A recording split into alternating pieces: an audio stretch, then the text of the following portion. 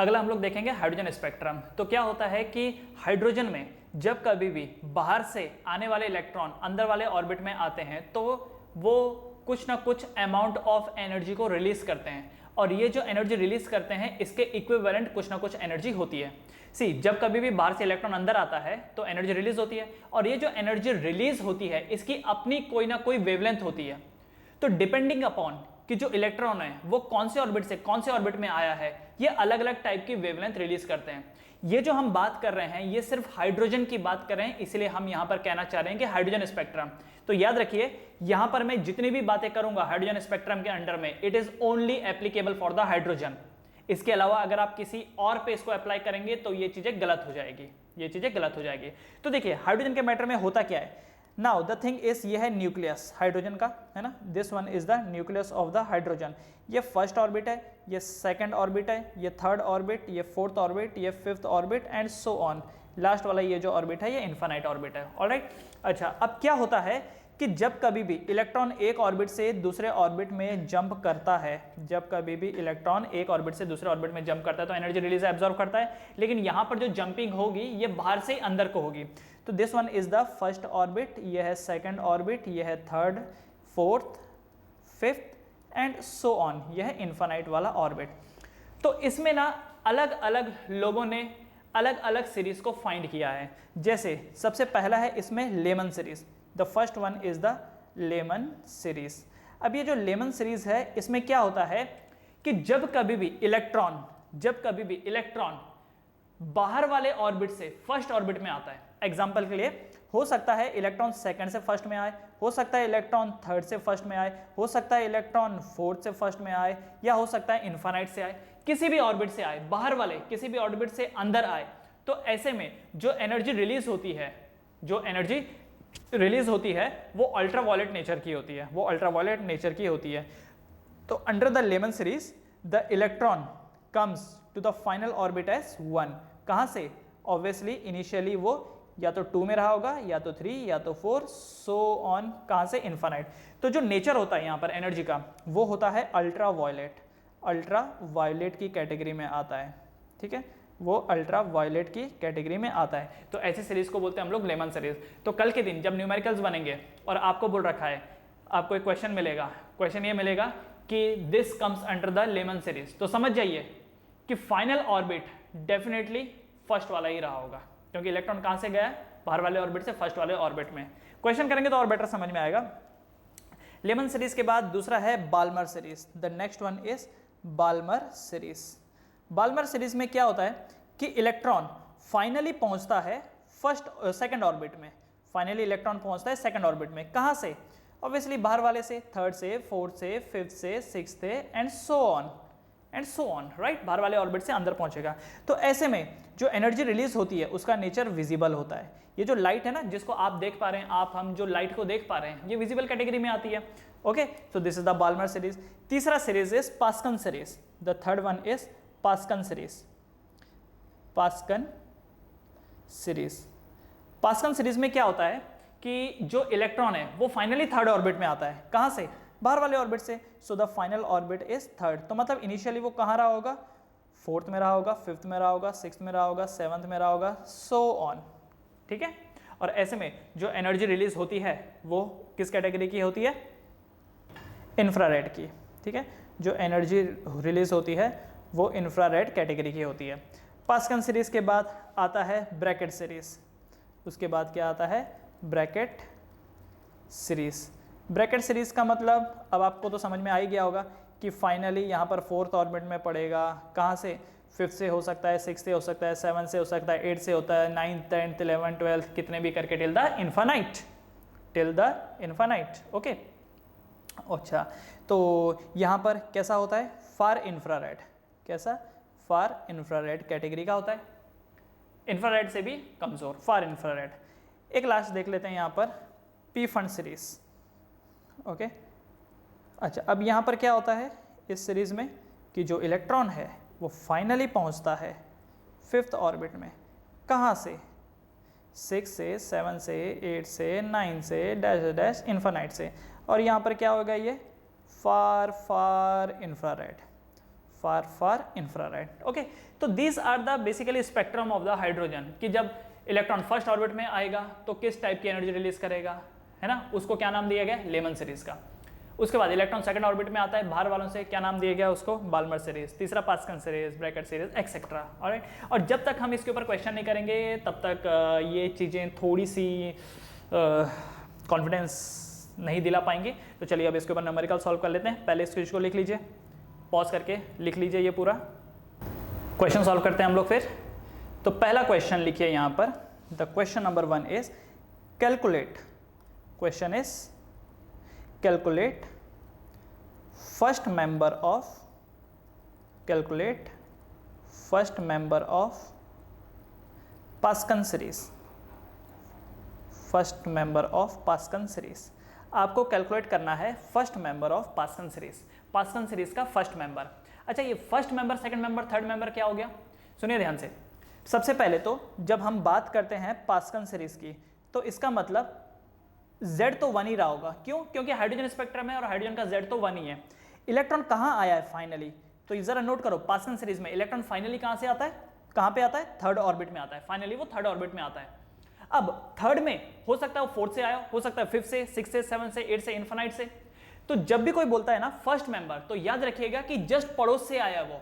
First member मतलब पड़ोस से, सेकंड मेंबर मतलब उसके आगे से, थर्ड मेंबर मतलब उसके भी आगे से। बात समझ में आ रही है? तो फर्स्ट नंबर का मतलब ये हो गया कि इनिशियली जो इलेक्ट्रॉन है वो फोर्थ में रहा होगा, इसीलिए बोला है फर्स्ट मेंबर, इसलिए बोला है फर्स्ट मेंबर। अगर बोला होता कि calculate the second member of the pascal series, तो इसका मतलब क्या होता कि ये फिफ्थ से आया होता, थर्ड मेंबर सिक्स से आया होता। समझ गए? ओके, तो फाइनल ऑर्बिट, इनिशियल ऑर्बिट मिल गया। और आपको यहां पर क्या पूछा है, कैलकुलेट द अच्छा सॉरी, क्वेश्चन तो अधूरा है यहाँ पर। Calculate wavelength of the first member, इसको थोड़ा ठीक कर देते हैं हम लोग, इसको थोड़ा ठीक कर देंगे। Calculate wavelength of the first member of Pascal series, first member of Pascal series. Calculate the wavelength of the, पूछा तो वेवलेंथ है, calculate the wavelength of the first member of Pascal series.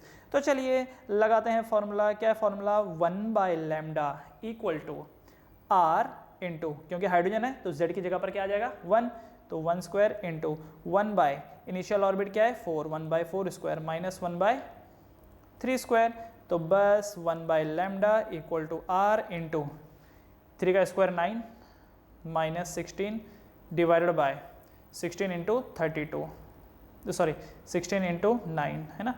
तो उसके बाद अब इसको उल्टा कर देंगे तो लैम्डा इक्वल टू ये 1/r हो जाएगा।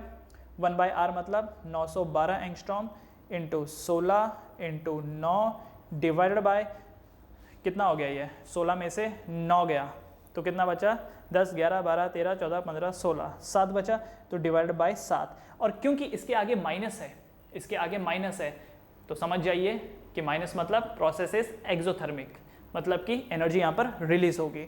तो आप इसको सॉल्व कर लीजिए और जो भी आंसर होगा वो होगा इन द एंगस्ट्रॉम। ठीक है, करेक्ट, इजी है ये। तो ये जो सीरीज बोलता है ना कि इस सीरीज का उस सीरीज का, ये सिर्फ ये बताने के लिए बोलता है आपको, मतलब ये सिर्फ इसलिए दिया रहता है ताकि आपको ये समझ में आए कि भाई ये जो है ना ये फाइनली कहाँ पर इलेक्ट्रॉन आया होगा। ओके, चलो अगला क्वेश्चन करते हैं। अगला question, next question is calculate last member of, calculate last member of Balmer series, calculate last member of Balmer series. Okay, ये अगला सवाल है। अब देखिए वही बात हो गई कि बाल्मर सीरीज का मतलब, पहले तो हाइड्रोजन की बात हो रही है इसके लिए Z equal to 1। Balmer series में फाइनली इलेक्ट्रॉन कहाँ आता था, लेमन बाल्मर सीरीज, है ना, मतलब फाइनली वो किस में आएगा, सेकंड में आएगा। कहाँ से आया होगा, लास्ट मेंबर, लास्ट मेंबर मतलब आखिरी मेंबर है वो। आखिरी मेंबर वाला कौन होता है, सोच के देखो, क्या इन्फिनाइट वाला ऑर्बिट लास्ट मेंबर होता है, जरा सोचिए। पड़ोसी वाला तो पता है, इन्फिनाइट वाला तो लास्ट मेंबर है, बस डाल दो वैल्यू, निकल गया आंसर। तो 1/λ equal to R into 1 square into 1 by initially क्या होगा 1 बाय इन्फिनाइट, है ना, initially 1 by infinite square minus 1/2 square. अच्छा, तो ये बन जाएगा 1/λ इक्वल टू R इंटू, देखो 1 बाय इन्फिनाइट क्या होगा, 0 होगा, तो 1/0 का स्क्वायर 0 ही, तो ये माइनस 1/4। तो सॉल्व करने के बाद ये लैम्डा आएगा 1/r हो जाएगा 912 इंटू 4 और आंसर किस में आएगा इन द एंगस्ट्रॉम। ठीक है, ये 912 इंटू 4 आप मल्टीप्लाई कर लीजिएगा, दैट्स योर ड्यूटी। ओके, तीसरा सवाल calculate the smallest wavelength in Lehman series। Calculate the smallest wavelength in the Lehman series। Lehman series में सबसे smallest wavelength क्या होगी? Calculate the smallest wavelength in the Lehman series। अब देखिए Lehman series की बात हो रही है तो जो पता है पहले वो लिख लेते हैं। क्या पता है? Z की वैल्यू 1 अपने को पता है, और क्योंकि ये Lehman series की बात हो रही है इसका मतलब इनिशियल फाइनल ऑर्बिट क्या रहा होगा? 1 ही रहा होगा। दूसरा इनिशियल ऑर्बिट क्या रहा होगा? अब अगर ये बोलता है कि ये फर्स्ट मेंबर है सेकंड मेंबर है तब तो अपने को समझ में आ जाता। Calculate the smallest wavelength. अब वेवलेंथ स्मॉलेस्ट है तो इसका मतलब एनर्जी का डिफरेंस क्या होना चाहिए? जरा सोच के देखो, अगर एनर्जी स्मॉलेस्ट है, क्या आपको पता है एनर्जी का एंड वेवलेंथ का आपस में संबंध क्या है? E = hc/λ है ना। इसका मतलब energy is inversely proportional to the wavelength, right? मतलब अगर वेवलेंथ ज्यादा है तो एनर्जी कम है। Calculate the smallest wavelength. अगर वेवलेंथ आपको स्मॉलेस्ट चाहिए तो आपको एनर्जी का जो डिफरेंस है वो लार्जेस्ट लेना होगा या हाईएस्ट होना चाहिए? अगर आपको वेवलेंथ स्मॉलेस्ट चाहिए तो एनर्जी का डिफरेंस लार्जेस्ट होना चाहिए। एनर्जी का डिफरेंस लार्जेस्ट कब होगा? एनर्जी का डिफरेंस लार्जेस्ट कब होगा? जब आजू बाजू में ट्रांजिशन होगा तब एनर्जी का डिफरेंस ज्यादा होगा, या जब दूर का ट्रांजिशन होगा? आप एक चीज सोचो, ये आपका दोस्त का घर है, अगर आप पास से आएंगे तो क्या आपकी एनर्जी ज्यादा खर्चा होगी, या जब आप दूर से आएंगे तो ज्यादा एनर्जी खर्चा होगा? क्या होगा आप सोच के देखो। पास से आओगे तो ज्यादा एनर्जी लगेगी आपकी, या दूर से आओगे तो ज्यादा एनर्जी लगेगी? ऑब्वियसली जब दूर से आओगे, क्योंकि एनर्जी का डिफरेंस ज्यादा तो वेवलेंथ कम ना। आपको क्या बोला? स्मॉलेस्ट वेवलेंथ, तो मतलब एनर्जी का डिफरेंस ज्यादा, तो एनर्जी का डिफरेंस सबसे ज्यादा कहां होगा? सबसे ज्यादा कहां होगा? जब गैप सबसे ज्यादा होगा। तो अगर ये इनिशियल ऑर्बिट है तो फाइनल ऑर्बिट कौन रहा होगा? इनफाइनाइट। फाइनल ऑर्बिट क्या रहा होगा? इनफाइनाइट। समझ रहे होंगे मेरे बात, है ना? एक बार फिर से समझा देता हूं अगर नहीं समझ में आया तो। यहां पर आपको क्या बोल रखा है कि स्मॉलेस्ट वेवलेंथ होना चाहिए। स्मॉलेस्ट वेवलेंथ स्मॉलेस्ट कब? जब एनर्जी का डिफरेंस ज्यादा। एनर्जी का डिफरेंस ज्यादा कब होता है? कब होता है एनर्जी का डिफरेंस ज्यादा? जब एकदम एक्सट्रीम कॉर्नर वाले हों इस तरफ। फाइनल ऑर्बिट तो फर्स्ट ही है और वो फर्स्ट ही रहने वाला है क्योंकि लेमन सीरीज बोला है, तो फाइनल ऑर्बिट तो फर्स्ट ही रहने वाला है। इनिशियल ऑर्बिट क्या लूं कि गैप बहुत ज्यादा हो? ऑब्वियसली इनफाइनाइट वाला। तो ये ni की वैल्यू हो गई इनफाइनाइट। ठीक है, बस अब वैल्यू डाल दीजिए 1/infinite = r × 1² × 1/ इनिशियली कहां पर था? इनफाइनाइट -1/1, है ना। तो सॉल्व करने के बाद लैम्डा की जो वैल्यू आएगी वो होगी 1/infinite तो 0 होता है, 1/1, बस ये आ गई 912 angstrom. This will become 912 angstrom. ठीक है, 910 एंगस्ट्रॉम। क्लियर है? ओके, उसके बाद अगला, जैसे स्मॉलेस्ट का था, एक और ले लेते हैं। कैलकुलेट द लार्जेस्ट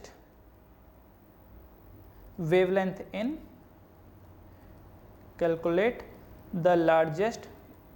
इन अच्छा किसका हो गया? यहाँ पर लेमन का कर लिया, बाल्मर का कर लिया। ओके, ब्रैकेट का करते हैं। इन ब्रैकेट सीरीज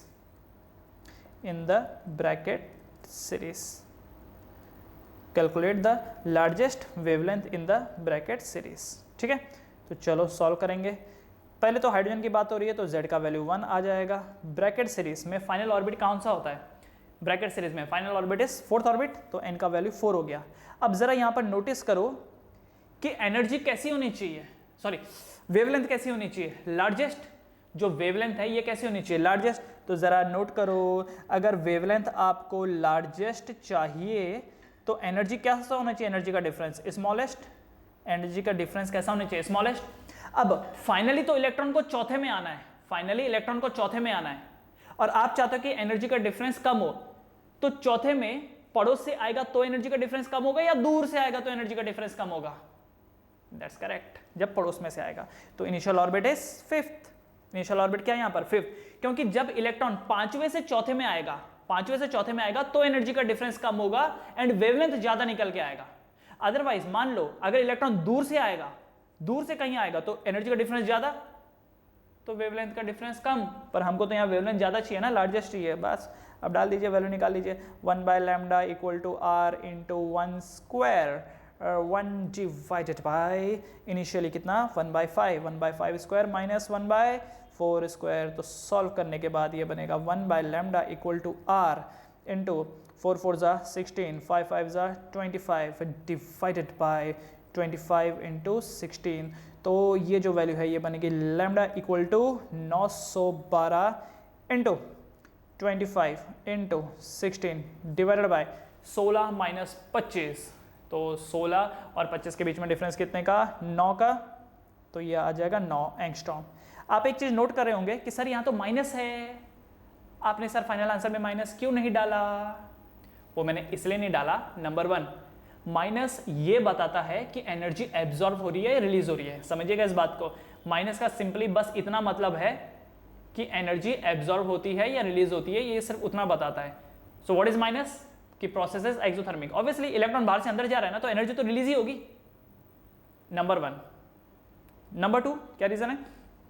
वेवलेंथ है ना, वेवलेंथ नेगेटिव कैसे हो सकता है? How can be the wavelength negative? इसलिए मैंने यहां पर क्या किया है, माइनस नहीं डाला। क्लियर? ओके, ये क्वेश्चन हो गया। एक और क्वेश्चन जरा देख लेते हैं। क्वेश्चन है, the question is ratio of wavelength, ratio of wavelength, ratio of wavelength of first line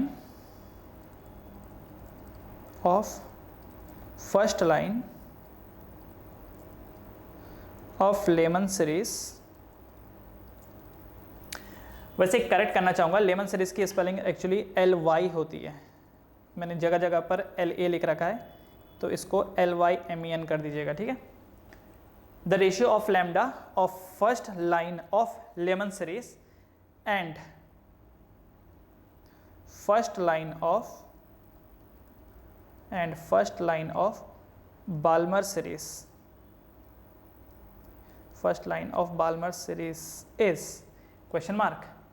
तो भैया ये सवाल है आपके सामने, आपको रेशियो पूछा है, आपको यहाँ पर रेशियो पूछा है, the ratio of lambda wavelength of first line of Lyman series. तो चलो लेमन सीरीज का क्या होगा, तो पहले जब हम लोग बात कर रहे हैं लेमन सीरीज की, तो लेमन सीरीज का जो लैम्डा है उसको कैसे लिखेंगे हम लोग? तो ये लो, एक काम करते हैं, दिस इज 1/λ, पर क्योंकि लेमन है इसके लिए L लिख दी गया, R क्योंकि हाइड्रोजन की बात हो रही है इंटू 1। अच्छा बाय द वे ये क्या आएगा यहाँ पर?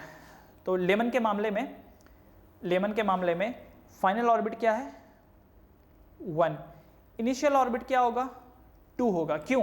क्योंकि फर्स्ट लाइन, ये जो फर्स्ट मेंबर होता है ना वैसे ही होता है ये, जैसे मैंने बोला था ना फर्स्ट मेंबर, उसी तरीके से कई बार इसको फर्स्ट लाइन भी लिखा जाता है, तो ऐसा कुछ अलग नहीं है ये। तो बस अब वैल्यू डाल देते हैं। तो फाइनली इनिशियली किस में था 2 स्क्वायर माइनस 1/1 स्क्वायर। तो सॉल्व करने के बाद ये जो बनेगा 1/λ इक्वल टू ये R, ये कितना बन गया 1 1 ज़ा 1 माइनस 2 2 ज़ा 4, मतलब ये बन जाएगा 3 डिवाइडेड बाय 4, ठीक है। और ये लैम्डा L, क्योंकि रेशियो निकाल रहा हूँ ना मैं, इसलिए मैं चेंज नहीं करूँगा अभी फिलहाल।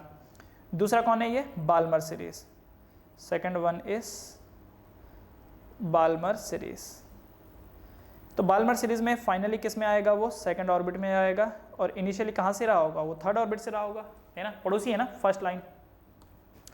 तो बनेगा ये 1/λ B equal to R into 1 का 1 स्क्वायर। तो initially 1/3 square minus 1/2 square, that is 1/λ B equal to R का R। उसके बाद 2 का स्क्वायर होता है 4, 4 माइनस 3 3 9, 4 माइनस 9 मतलब 5 डिवाइडेड बाय 9 इंटू 4 36। अब आप इन दोनों को डिवाइड कर दीजिए, 1 को एंड 2 को आपस में डिवाइड कर दीजिए। चलिए एक काम करते हैं, इधर के इधर ही डिवाइड कर देते हैं, जो जो कट सकता है उसको काटेंगे। यहाँ R से R कैंसिल हो जाएगा, है ना, ये 9 ज़ा हो जाएगा। अब उसके बाद डिनोमिनेटर का डिनोमिनेटर न्यूमरेटर में चला जाएगा, मतलब कि ये जो बन के आएगा ये ऐसा होगा, लैम्डा बी ऊपर आएगा और लैम्डा एल नीचे आएगा, है कि नहीं। डिनोमिनेटर का डिनोमिनेटर न्यूमरेटर में चला जाता है ना, इक्वल टू ये बन जाएगा 36/5, दिस विल बिकम 36/5। एक सेकेंड, 36 क्यों, 27, क्योंकि 9 3 27 होता है ना, 27। So this is the ratio of lambda B versus lambda L.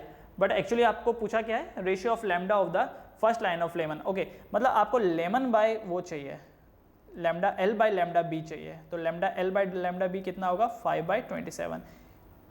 जब कभी भी एमसीक्यूज क्वेश्चन आते हैं ना, एमसीक्यूज क्वेश्चन में, तो ये ध्यान रखिएगा कि किसके बाय किसका पूछा है, लेमन बाय बाल्मर पूछा है या बाल्मर बाय लेमन पूछा है, क्योंकि कई बार फिर इसमें गलतियां भी हो जाती हैं। एक आखिरी सवाल इसमें देख लेते हैं, कैलकुलेट, आखिरी सवाल है, calculate the largest, calculate the largest and smallest wavelength ratio in hydrogen spectrum, hydrogen spectrum, calculate the largest and smallest wavelength ratio in hydrogen spectrum। Hydrogen spectrum में आपको लार्जेस्ट एंड स्मॉलेस्ट वेवलेंथ का ratio निकालना है। तो सबसे पहले तो Z तो 1 ही रहेगा। लार्जेस्ट वेवलेंथ का कैसे निकलेगा, जरा सोचिए। अगर आपको लार्जेस्ट वेवलेंथ चाहिए, अगर आपको यहाँ पर लार्जेस्ट वेवलेंथ चाहिए, तो लार्जेस्ट वेवलेंथ का मतलब है एनर्जी का डिफरेंस कम होना चाहिए। एनर्जी का सबसे कम डिफरेंस आपको किस में मिलेगा, याद करो जरा, किस में मिलेगा, कौन सी सीरीज में मिलेगा, लेमन में, ब्रैकेट में, किस में मिलेगा, तो याद होगा पी फंड सीरीज में। क्योंकि देखो लेमन के बाद क्या आती है, लेमन के बाद बाल्मर सीरीज है ना, बाल्मर सीरीज के बाद वही है क्या है वो, Brackett series and so on, जो भी है ना। लेमन फिर उसके बाद बाल्मर, फिर उसके बाद पास्कन, उसके बाद ब्रैकेट एंड लास्ट में पी फंड। यस, ठीक है। तो लार्जेस्ट के लिए आपको कौन सा सीरीज लेना पड़ेगा, पी फंड सीरीज, है ना। क्योंकि जैसे जैसे करके आप आगे बढ़ते जाते हैं एनर्जी का डिफरेंस कम कम कम कम होता चला जाता है। जैसे जैसे करके आप आगे आगे बढ़ते जाते हैं एनर्जी का डिफरेंस कम कम कम होता चला जाता है ना। तो this is P fund series.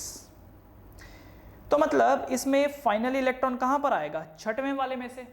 और अगर एनर्जी का डिफरेंस, मतलब अगर आपको लार्जेस्ट एनर्जी चाहिए तो वेवलेंथ कम होनी चाहिए, तो फाइनली छठवें में आ रहा है और एनर्जी का डिफरेंस आपको कम चाहिए, तो इनिशियली कहां से आ रहा होगा, पांचवें वाले में से आ रहा होगा, सही है।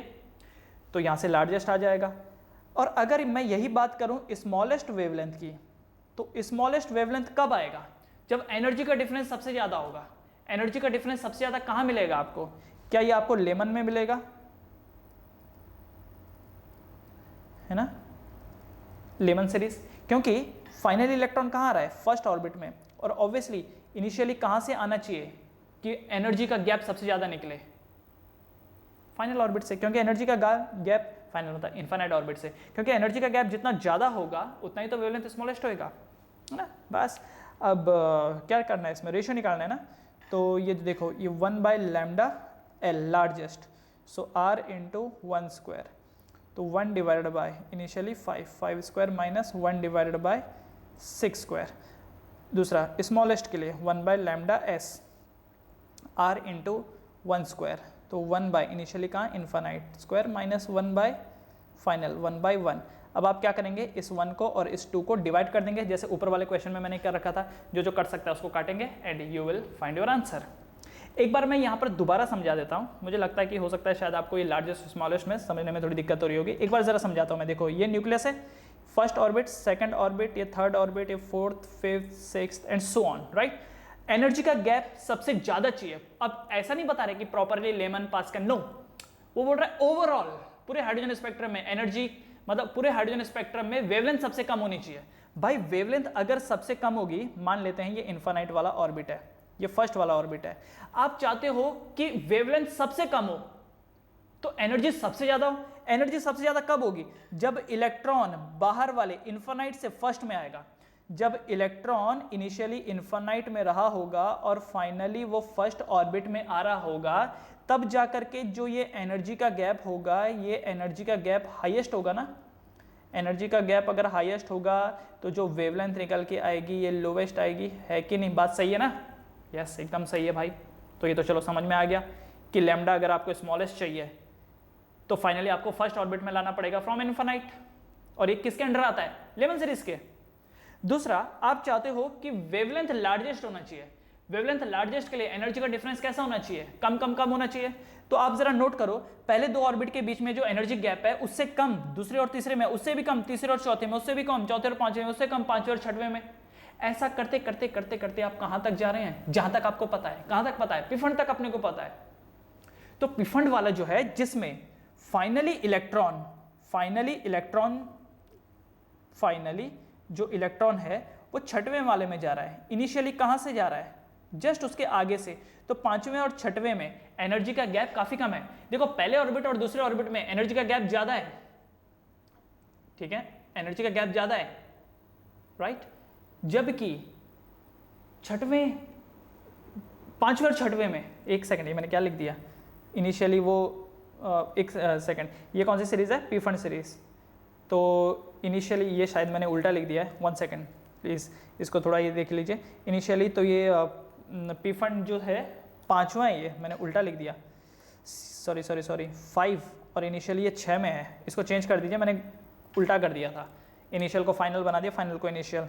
तो ये जो है ये इनिशियल किस में? 6 में, 1/6² माइनस 1/5²। ओके, इसको ठीक कर लीजिएगा, ये मैंने गलत कर लिख दिया था यहाँ पर। तो फाइनली वो पांचवें में पहुंचा, और इनिशियली कहाँ पे रहा होगा? इनिशियली वो छठवें में रहा होगा। तभी तो एनर्जी का जो गैप है सबसे लोवेस्ट है यहाँ पर, तो जो लैम्डा आएगा वो हाईएस्ट आएगा, ठीक है। थोड़ा सा अगर इसको ध्यान देंगे ना, थोड़ा सा इसको दिमाग लगाएंगे तो आपको समझ में आ जाएगा ये, क्योंकि जैसे जैसे करके आप आगे आगे बढ़ेंगे तो एनर्जी का गैप कम कम कम कम होता जाएगा।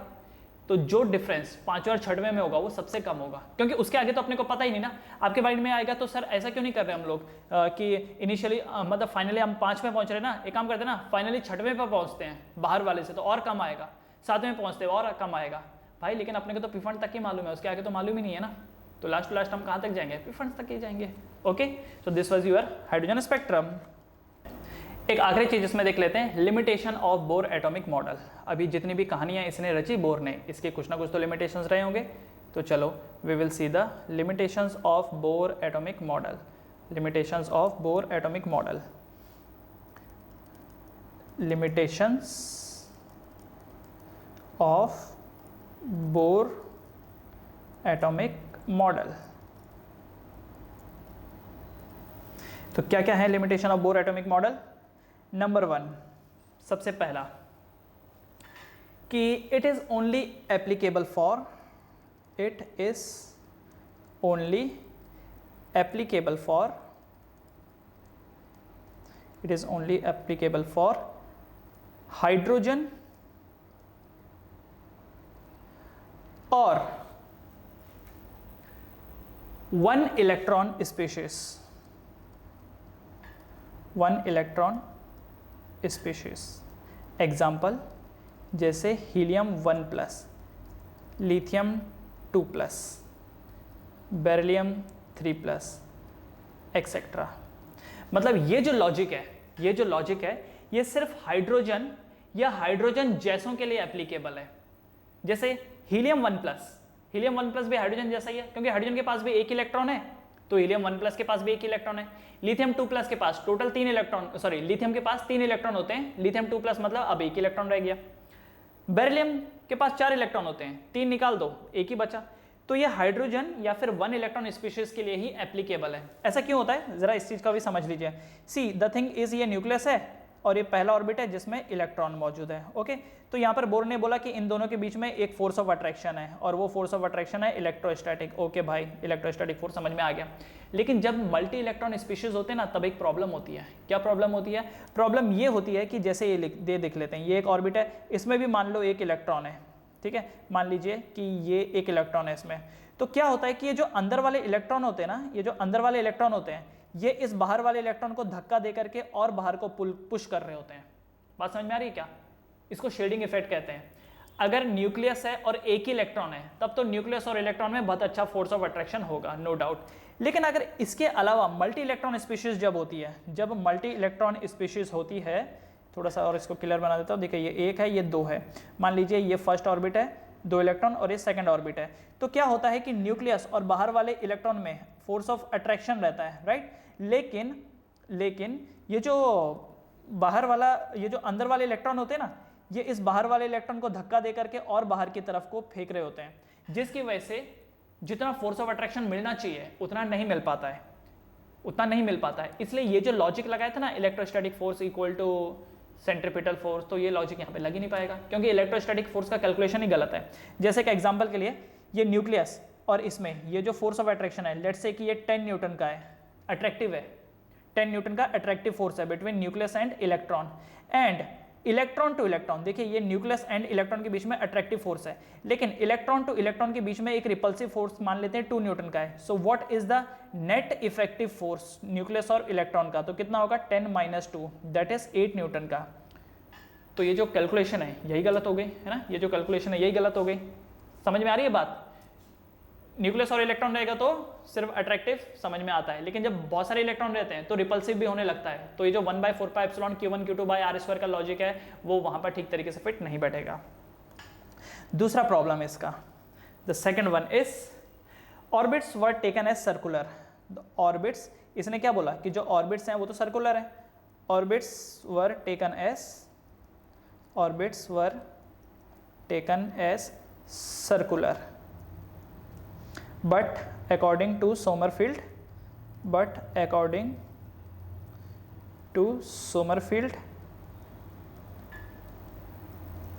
these are elliptical,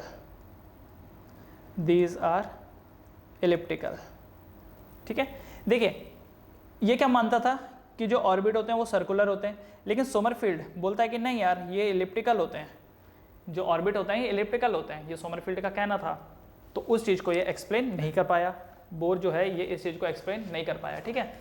उसके बाद अगला, तीसरी चीज जो इसकी है वो ये है कि this does not explain this model does not explain the doublets in the